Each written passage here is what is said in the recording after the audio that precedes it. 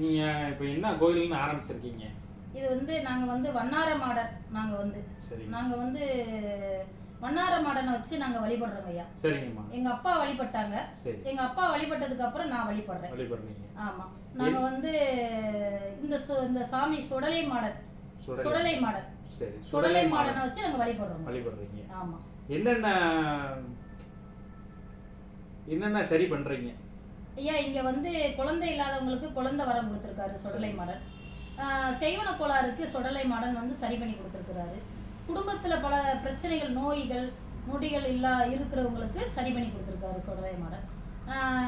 குழந்தை இல்லாத வரத்துக்கு எசக்கி அம்மன் வந்து அருள் புரிஞ்சிருக்காங்க, குழந்தை கொடுத்துருக்காங்க. எத்தனையோ பேருக்கு வந்து இங்கே வந்து குழந்தைகள்லாம் குழந்தை கொடுத்துருக்காங்க, சரியாக இருக்குங்கய்யா. கலியுகத்தில் வந்து அன்னை வாராயி தோன்றுறதுனால இவளுக்கு வாராயி வராகம் எனக்கு ஒரு இடம் கொடுங்கன்னு சொன்னாங்க. அம்மாளுக்கு ஒரு இடம் கொடுத்து அத்தி மரத்திலே வாராயி செஞ்சு நாங்கள் வச்சுருக்கோங்க ஐயா. வாராய்க்கு பஞ்சமி பூஜையும் பண்ணி வருவோம் ஐயா. கணவன் மனைவி பிரச்சனை வர்றவங்களுக்கு வந்து விஷ்ணு மாயா வச்சு அந்த வேலைப்பாடு பண்ணி கொடுப்போங்க ஐயா. இது குடும்பத்தில் தொழில் தடைகள் இந்த மாதிரி வர்றவங்களுக்கு வந்து ஒரு யாகம் பண்ணி நாங்கள் வந்து அதை நிவர்த்தி பண்ணி கொடுப்போங்க ஐயா. குலதெய்வமே தெரியாம இங்க வர்றாங்களே, அதை நாங்கள் குலதெய்வமே தெரியாம வர்றவங்களுக்கு வந்து நாங்கள் சித்தர்கள் மூலியமாக நாங்கள் சுந்தர மகாலிங்கத்தில் இருக்கக்கூடிய 18 சித்தர்களையும் வணங்கி சுந்தர மகாலிங்கத்தில் இருந்து ஒரு கைப்பிடி மண் எடுத்து தெரியாதவங்களுக்கு நாங்கள் குலதெய்வத்தை கண்டுபிடிச்சு கொடுத்துருக்கோங்க ஐயா. அதுவும் போக இந்த டெய்லியும் குடிக்கிறாங்க வைக்கிறாங்க, அதை சரி பண்றக்கூடிய வழிகளும் பாக்குறீங்களா?